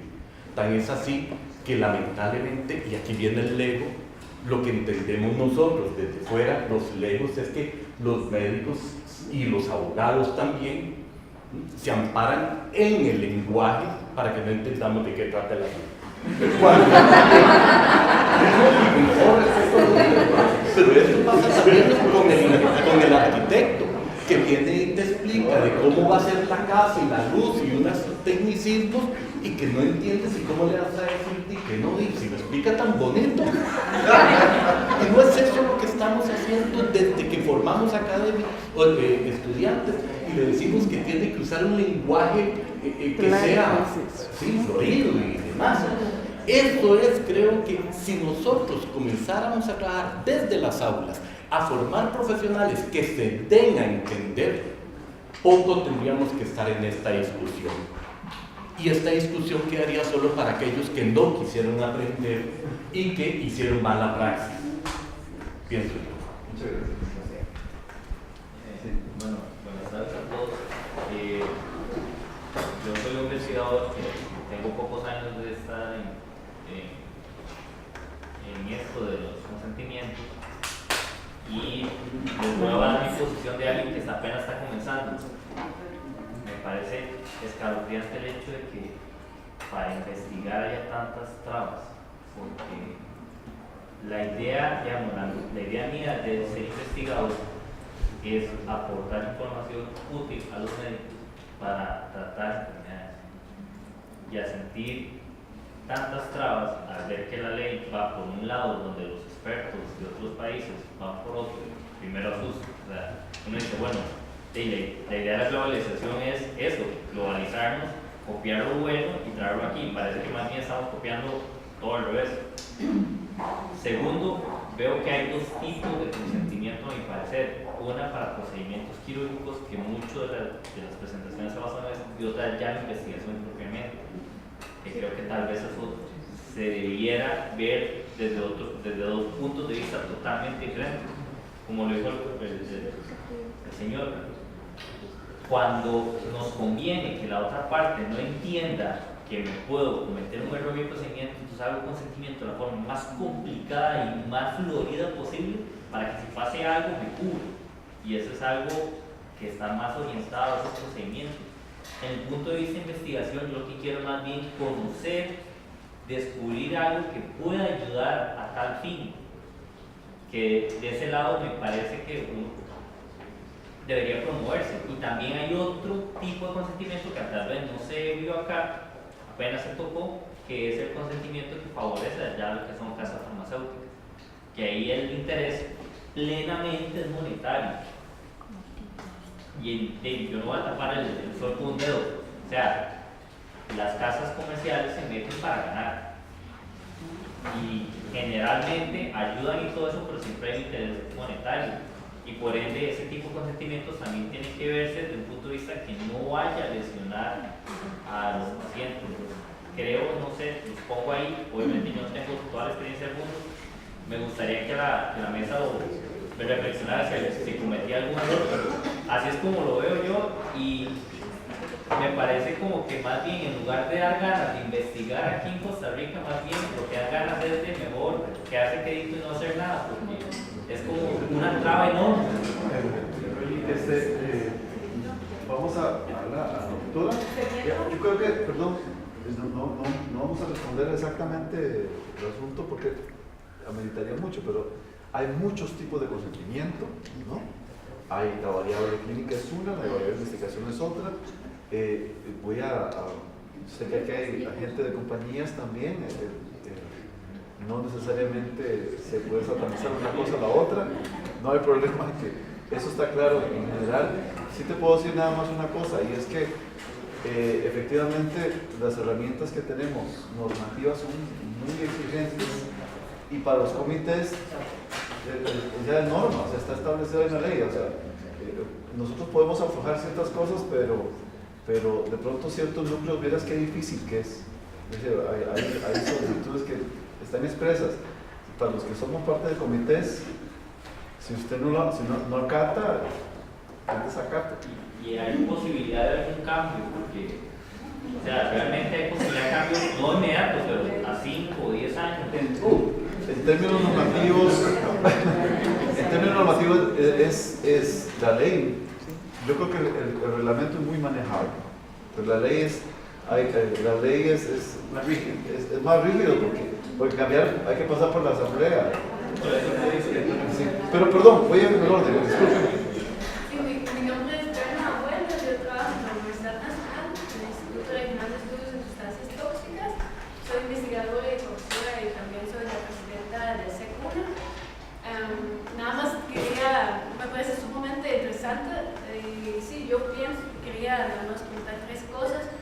Yo pienso que la ley y el reglamento sí son como un avance, porque todo estaba en el aire, entonces, aunque en el reglamento hay ciertas cosas que sí, uno quisiera ver diferente, entonces que será bueno si podemos comentar todavía sobre esas cosas, pero yo creo que muchas cosas son muy bien pensadas y uno lo nota y le da a uno una guía para cómo hacer las cosas. Segundo, yo pienso que los consentimientos informados, nosotros por ejemplo siempre los piloteamos también. Entonces, primero como para personas del mismo nivel de escolaridad, entonces uno ya puede como mejorarlo mucho antes de someterlo al comité ético. Y también, por ejemplo, pilotearlo en la misma población de estudio antes de como enviarlo definido. Y tercero, así como, estoy de acuerdo con usted, como también existe obviamente el derecho de participar en una investigación. Nosotros sí realizamos investigaciones en poblaciones que viven en condiciones bastante vulnerables, donde no hay investigación, por ejemplo, fuera de zonas rurales, donde hay problemáticas ambientales, ocupacionales sumamente importantes. Y en estos estudios hay una muy alta tasa de participación porque la gente sí quiere participar y quiere saber, aunque no tenga un derecho o un beneficio personal, ellos sí quieren entender mejor qué está pasando y saber a qué están expuestos y cuáles riesgos de salud ellos posiblemente tienen. Entonces también sí tenemos que verlo, pienso yo, en este contexto, como no olvidarnos también, ¿verdad?, del derecho de poder ser estudiado y poder participar en estos tipos de actividades, y no poner entonces tampoco demasiadas paradas para poder realizar investigación. Bueno, primero que todo, mi nombre es Catarina Ulloa. Yo soy biotecnóloga con una maestría en investigación biomédica y llevo alrededor de 10 años de trabajar en investigación biomédica, tanto epidemiológica como intervencional. Quisiera hacer como 3 aclaraciones. Número 1, sí existen pólizas de INS, siempre las han existido y las existen actualmente. Si no, yo en mi caso no hubiera podido realizar más de 15 investigaciones intervencionales. Ni el CONIS, ni los comités de ética, ni los patrocinadores nos hubieran permitido hacer una investigación clínica sin una póliza de responsabilidad civil específica para estudios clínicos. El producto del INS se llama Producto de Investigación Clínica y es específica para estudios de investigación. De hecho, a uno le preguntan cantidad de participantes, si es epidemiológico o es intervencional, el tipo de riesgo, si es vacunas o no, y exactamente el tipo de personal que es.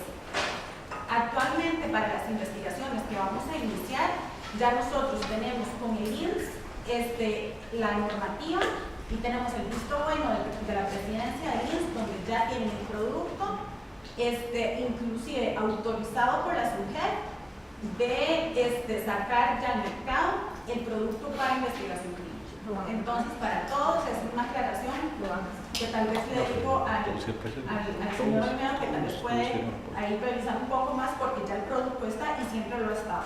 Ya habíamos consultado a alguien y nos dijeron que no. Sí, pero y siempre lo hubo. O sea, siempre lo hubo porque si no el CONIS y los comités de ética nunca los hubieran autorizado y mucho menos los patrocinadores se hubieran echado al agua sin una póliza de responsabilidad civil. Después, el otro punto, creo que estamos dejando de lado la responsabilidad de los comités de ética en cuanto al consentimiento informado. Quienes nos dicen a nosotros, como investigadores, los requisitos de los consentimientos informados, y si no lo aprueban, no los aprueban, son los comités de ética. que tienen toda la potestad y todo el conocimiento para decir que si tienen los requisitos establecidos por la normativa, que actualmente son muchísimos, y además por el tipo de lenguaje que debemos de utilizar. El miembro de la comunidad es súper importante, que a mi parecer no sepa absolutamente nada más que el curso de buenas prácticas clínicas, que así lo establece la normativa, puesto que tiene que dar su punto de vista de ese punto básico del consentimiento informado. Y nada más para aclararle al compañero, los consentimientos informados de casas farmacéuticas son exactamente los mismos a los que son generados por nosotros para nuestras investigaciones propias, porque si no, el comité de ética jamás los aprobaría, jamás los vería legal para poder presentarlos. Entonces yo te digo que por experiencia he realizado más de 15 consentimientos informados de casas farmacéuticas y son exactamente los mismos y con los mismos requisitos y no tienen una parcialidad hacia beneficiar a la casa farmacéutica en su monetaria. Voy a seguir. Solo dos participaciones más, lo siento. Una corta porque ya está claro. También muy breve. Yo quería aclarar algo también que se ha generalizado como que yo acabo de participar en un taller que están generando la PRIMER de los Estados Unidos para estandarizar un montón de procesos de investigación en universidades norteamericanas. Y el cuento de que aquí es más grande que allá no es cierto. O sea, si usted ve lo que llaman el Manual de Operaciones Estándar del Comité de Ética de la Universidad de Stanford, es un documento de 580 páginas. Es un mamotreto de este tamaño y cada universidad hace el propio. Entonces la idea es estandarizarlos todos y eso es para investigación observacional.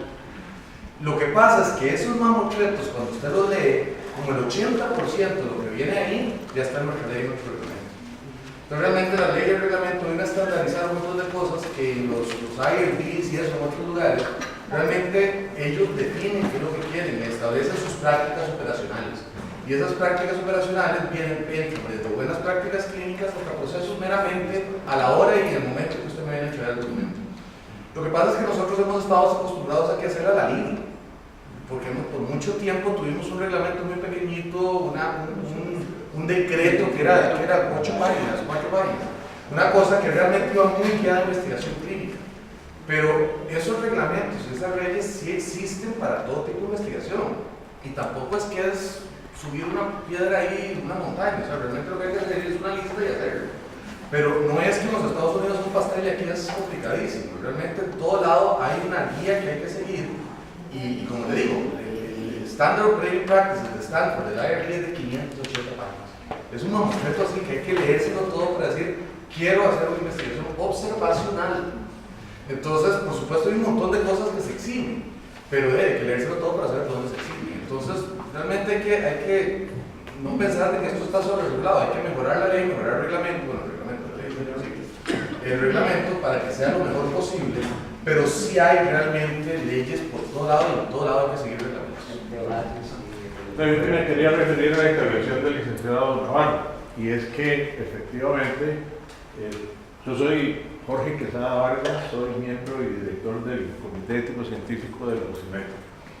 Efectivamente hay algunas observaciones que nosotros hemos hecho al reglamento, al igual que ustedes, nosotros la versión final la conocimos cuando salió publicada y nos llamó la atención que no tenía un transitorio, sino que era de un acatamiento inmediato. Hemos hecho varias observaciones a ese reglamento, se comunicó con el señor ministro y se le hizo ver que no tenía un transitorio y la reacción de él fue ¿qué? ¿No tiene transitorio? ¿Cómo es eso? Entonces, ¿qué fue lo que firmó a propósito de expertos y de definiciones y todo? Y resulta que una de las inquietudes entre muchas que nosotros tenemos es que para poder llevar a cabo como investigador principal una investigación intervencional, debe haber participado por lo menos en 2 investigaciones intervencionales como subinvestigador. Entonces, hemos hecho visitas a los viejos investigadores, muchos de ellos ya no quieren saber nada con la investigación, y los jóvenes no pueden porque no cumplen con ese requisito, pero ese debe haber sido prohibida la investigación en Costa Rica. Entonces, ¿en qué quedamos? No pueden hacer investigación. Y es una de las observaciones que nosotros tenemos, entre muchas otras, ¿verdad? Como la composición, por ejemplo, de los comités éticos científicos, específicamente. Y ahí hubo mano peluda. Ahí hubo mano peluda.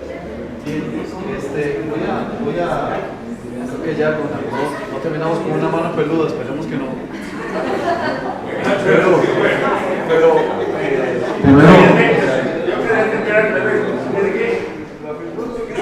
Yo tuve mi formación profesional en Europa, en Alemania específicamente, y es un país en el que hay confianza regulada y supervisada, y en este país hay desconfianza restrictiva. Usted va a cualquier sitio y lo primero que le demuestran es la desconfianza que tienen en usted. Y eso es algo que es muy negativo, y es el proceder en general de nuestras autoridades, de nuestra legislación, y entonces todo es restrictivo, todo es obstruido, en vez de presentar oportunidades en las que tiene que haber un control, una supervisión y también un castigo si se rompen las reglas, pero es una cosa individual también y no general. Muy bien, muchísimas gracias a todos y a todas por haber venido el día de hoy. Voy a dar un par de noticias, unas que salen en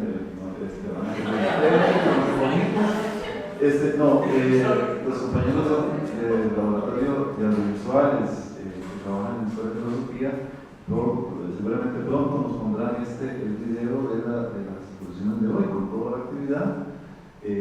¿Cuánto tiempo? 2 semanas. 2 semanas, entonces para estar en YouTube, ¿no? Y espero que podamos transmitir. Creo que no puedo resumir todo lo que se ha dicho, pero nada más quisiera señalar una cosa. Hay el consentimiento informado también es una oportunidad para crecer. Hay que crecer en bioética. Hemos escuchado todas las voces, creo, y si no alguna, pues después nos reclamo. Yo creo que no venga nadie por fuera, pero simplemente agradecerles de parte del grupo de investigación del Instituto de Investigaciones Filosóficas, del CONIS, del Comité Ético de Bioética del Colegio de Médicos y, por supuesto, de la Universidad de Costa Rica por la participación tan importante y tan significativa. Muchísimas gracias.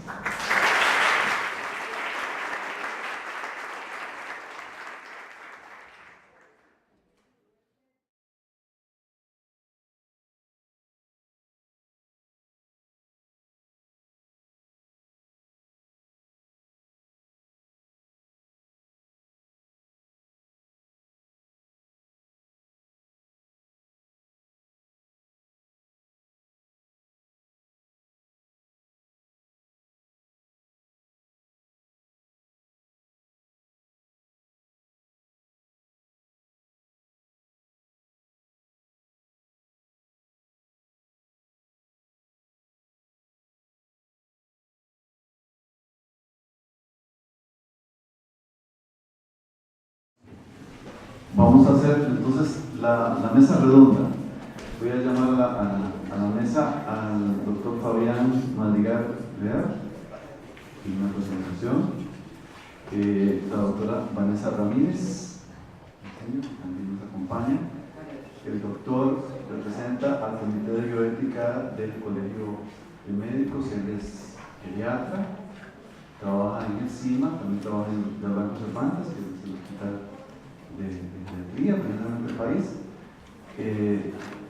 Además, la doctora Vanessa Ramírez, ella es investigadora del INISA, Instituto de Investigaciones en Salud, y ella es la presidenta del Comité de Bioética, del Comité de Ética Ético-Científico de la Universidad de Costa Rica. Ella es la presidenta de este comité.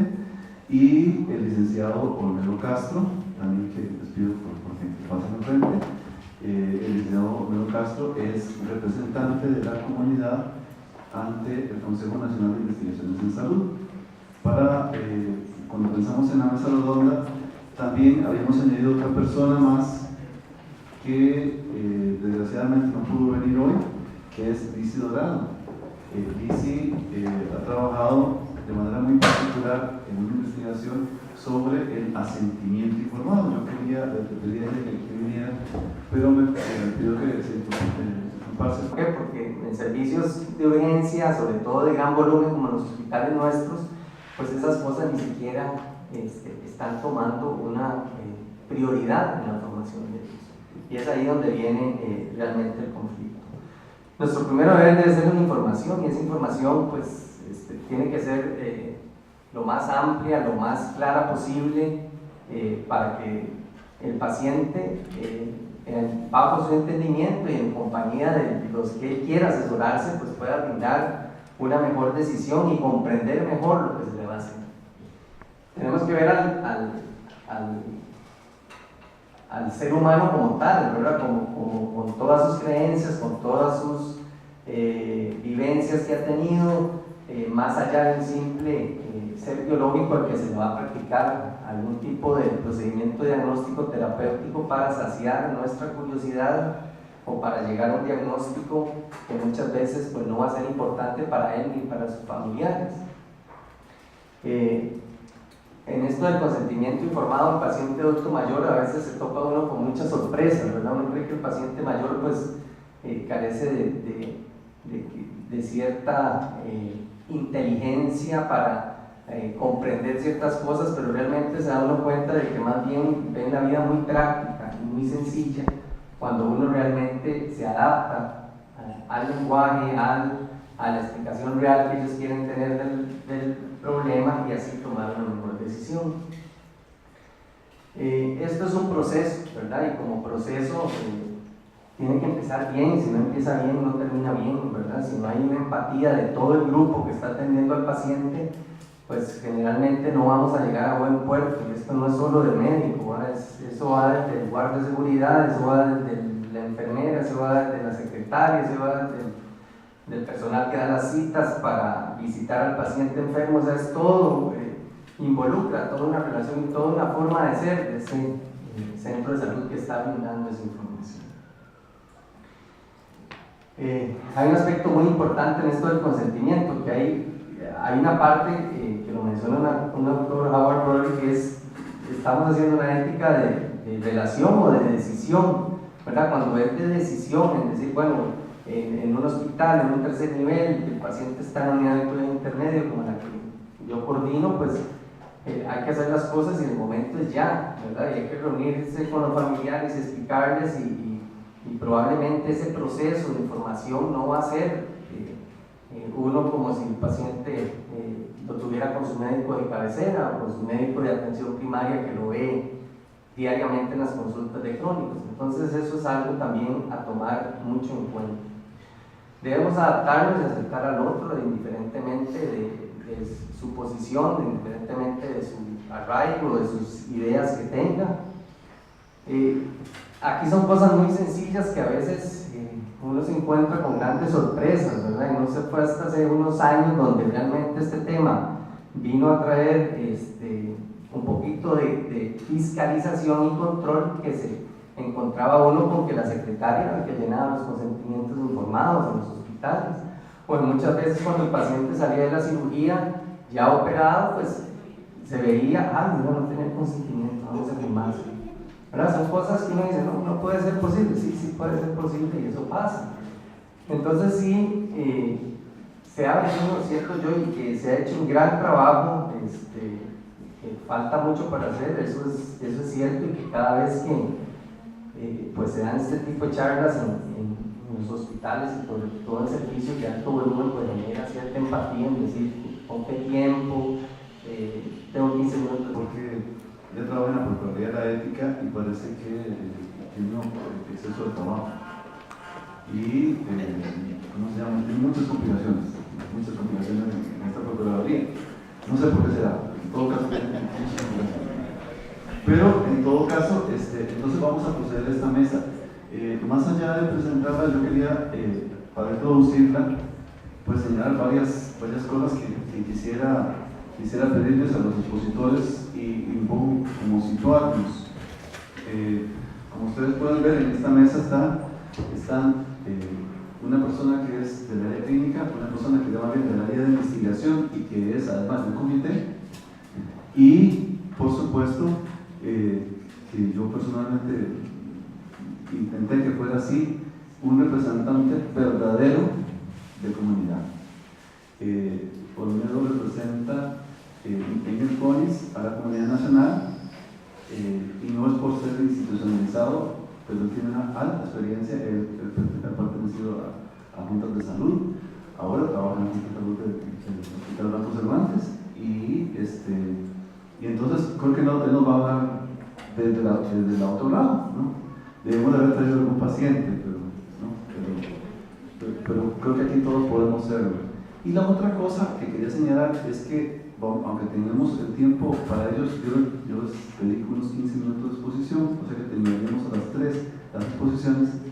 La idea es que sea una verdadera mesa redonda, y hacemos la mesa redonda somos todos, ¿no? Eso quedaría, perdón, a las 4. Y entonces la mesa redonda tiene sentido cuando todos los que tengamos voces para hablar, y pues podemos hacerlo, sobre todo cuando tenemos cosas que decir.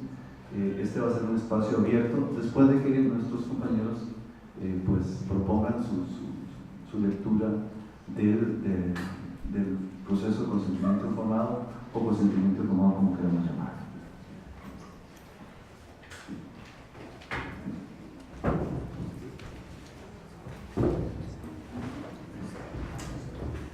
Bueno, muchas gracias por la invitación. A nombre también del Comité del Colegio de Médicos, del cual formo parte, y también como geriatra, con formación en una maestría en bioética que me llevó a explorar este mundo de la bioética en la práctica clínica, que no es fácil, ¿verdad?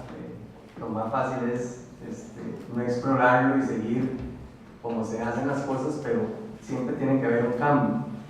Ya se habló de cómo o con la intención de cambiar esa relación operador sanitario-paciente en el sentido de la obligatoriedad y el paternalismo, de no ir más allá de la información hacia un paciente que cada vez probablemente quiere estar más informado, y no solo ese paciente, sino en el contexto de la medicina geriátrica, que es la que yo me desenvuelvo, la familia, ¿verdad? Cada vez tenemos familias más exigentes, cada vez tenemos familias que desean saber el porqué de las cosas y por qué someter o no a su papá o su mamá a cierta intervención o cierto procedimiento. Y ese es el gran choque que tenemos muchas veces en los residentes que nos llegan de medicina interna, ¿verdad? Medicina interna son 2 años, geriatría son 3 años. Y cuando realmente estos muchachos en formación llegan al hospital a enfrentarse, a hacer sesiones de familia, a explicarse por qué se le va a poner una sonda, o el por qué hay que llevarlo a hacer un estudio invasivo, o qué son las pretensiones que tiene el familiar para con el paciente, o qué pensaba el paciente si se viera en estas situaciones. Son cosas que ellos realmente sienten un choque total, ¿verdad?